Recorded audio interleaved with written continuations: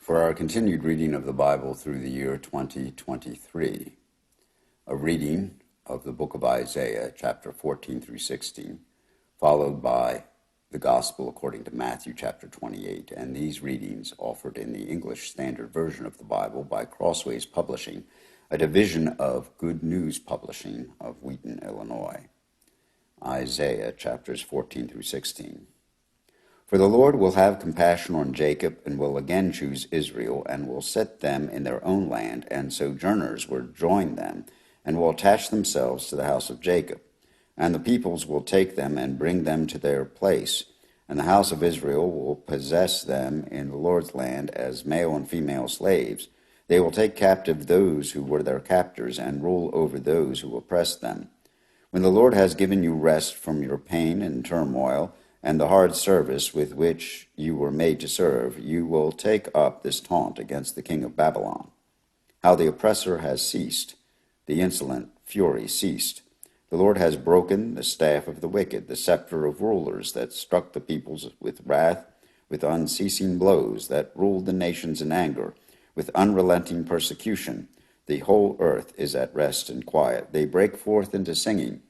The cypresses rejoice at you, the cedars of Lebanon, saying, Since you were laid low, no woodcutter comes up against us. Sheol beneath is stirred up to meet you when you come. It rouses the shades to greet you. All who were leaders of the earth it raises from their thrones. All who were kings of the nations, all of them will answer and say to you, You too have become as weak as we. You have become like us. Your pomp is brought down to Sheol, the sound of your harps. Maggots are laid as a bed beneath you, and worms are your covers. How you are fallen from heaven, O Daystar, son of David. How you are cut down to the ground, you who laid the nations low. You said in your heart, I will ascend to heaven, above the stars of God. I will set my throne on high. I will sit on the mount of assembly. In the far reaches of the north I will ascend above the heights of the clouds. I will make myself like the Most High. But you are brought down to Sheol, to the far reaches of the pit. Those who see you will stare at you and ponder over you. Is this the man who made the earth tremble, who shook kingdoms, who made the world like a desert, and overthrew its cities, who did not let his prisoners go home? All the kings of the nations lie in glory, each in his own tomb. But you are cast away from your grave, like a loathed branch, clothed with the slain, those pierced by the sword who go down to the stones of the pit. Like a dead body trampled underfoot, you will not be joined with them in burial, because you have destroyed your land, you have slain your people. May the offspring of evildoers nevermore be named. Prepare slaughter for his sons, because of the guilt of their fathers, lest they rise and possess the earth, and fill the face of the world with cities. I will rise up against them, declares the Lord of hosts, and will cut off from Babylon name and remnant, descendants and posterity, declares the Lord. And I will make it a possession of the hedgehog and pools of water, and I will sweep it with brooms of destruction, declares the Lord of hosts.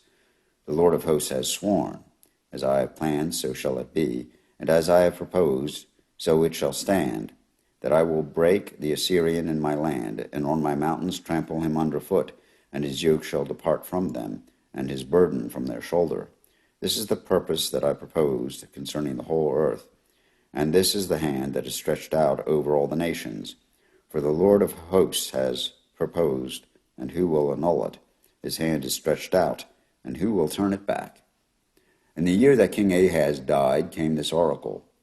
Rejoice not, O Philistia, all of you, that the rod that struck you is broken, for from the serpent's root will come forth an adder, and its fruit will be a flying fiery serpent. And the firstborn of the poor will graze, and the needy lie down in safety. But I will kill your root with famine, and your remnant it will slay. Wail, O gate, cry out, O city, melt in fear, O Philistia, all of you.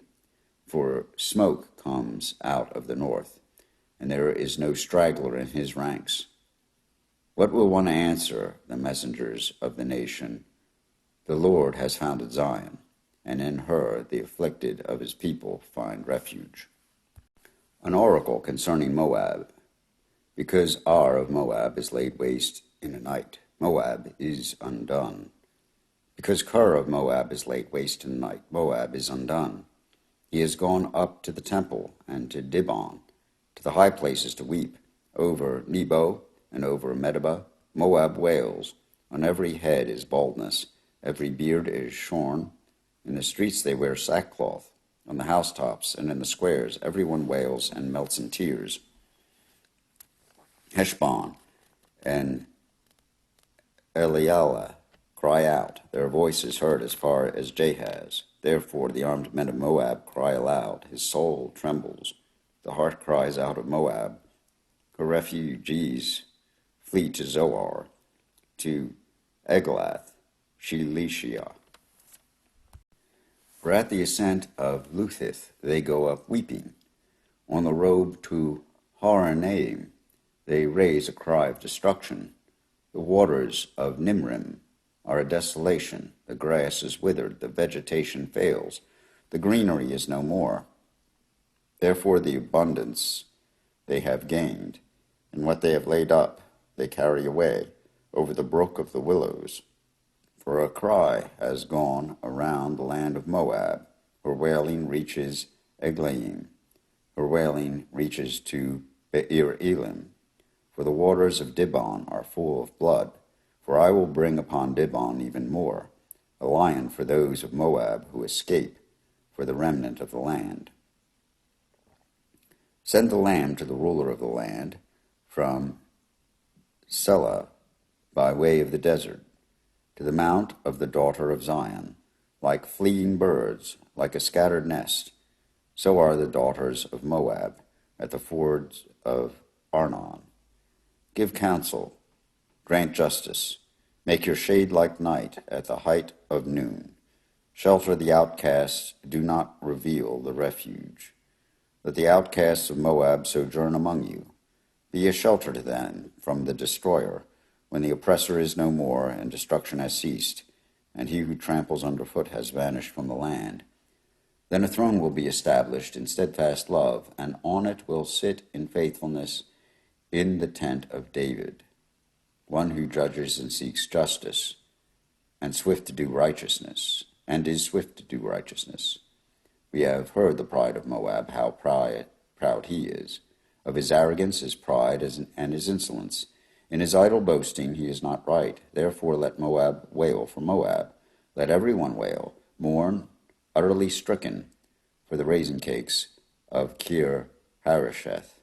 For the fields of Heshbon languish, and the vine of Sibmah. The lords of the nations have struck down its branches, which reached to Jazer, and strayed to the desert.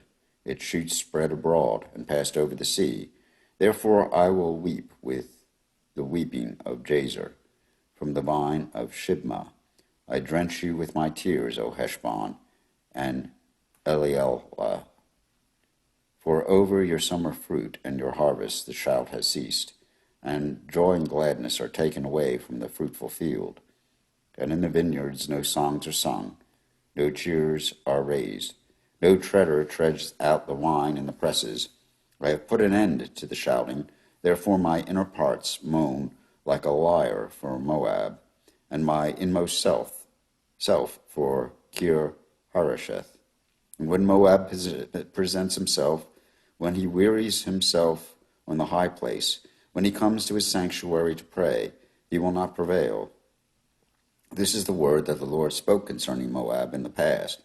But now the Lord has spoken, saying, in 3 years, like the years of a hired worker, the glory of Moab will be brought into contempt, in spite of all his great multitude, and those who remain will be very few and feeble.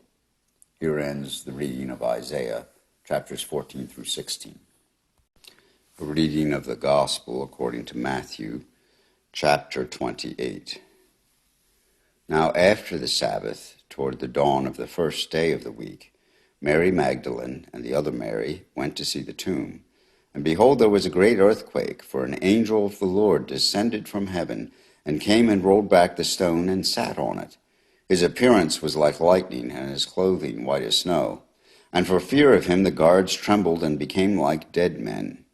But the angel said to the women, "Do not be afraid, for I know that you seek Jesus, who was crucified. He is not here, for he has risen, as he said. Come, see the place where he lay. Then go quickly and tell his disciples that he has risen from the dead, and behold, he is going before you to Galilee. There you will see him. See, I have told you." So they departed quickly from the tomb with fear and great joy, and ran to tell his disciples. And behold, Jesus met them and said, "Greetings."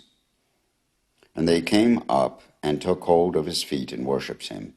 Then Jesus said to them, "Do not be afraid. Go and tell my brothers to go to Galilee, and there they will see me." While they were going, behold, some of the guard went into the city and told the chief priests all that had taken place. And when they had assembled with the elders and taken counsel, they gave a sufficient sum of money to the soldiers and said, "Tell people his disciples came by night and stole him away while we were asleep. And if this comes to the governor's ears, we will satisfy him and keep you out of trouble." So they took the money and did as they were directed, and this story has been spread among the Jews to this day. Now the 11 disciples went to Galilee, to the mountain to which Jesus had directed them. And when they saw him, they worshipped him, but some doubted. And Jesus came and said to them, "All authority in heaven and on earth has been given to me. Go, therefore, and make disciples of all nations, baptizing them in the name of the Father, and of the Son, and of the Holy Spirit, teaching them to observe all that I have commanded you. And behold, I am with you always to the end of the age." Here ends the reading of Matthew 28 and the reading of Matthew's Gospel, and these readings from Isaiah and from Matthew, from the English Standard Version of the Bible by Crossways Publishing, a division of Good News Publishing of Wheaton, Illinois.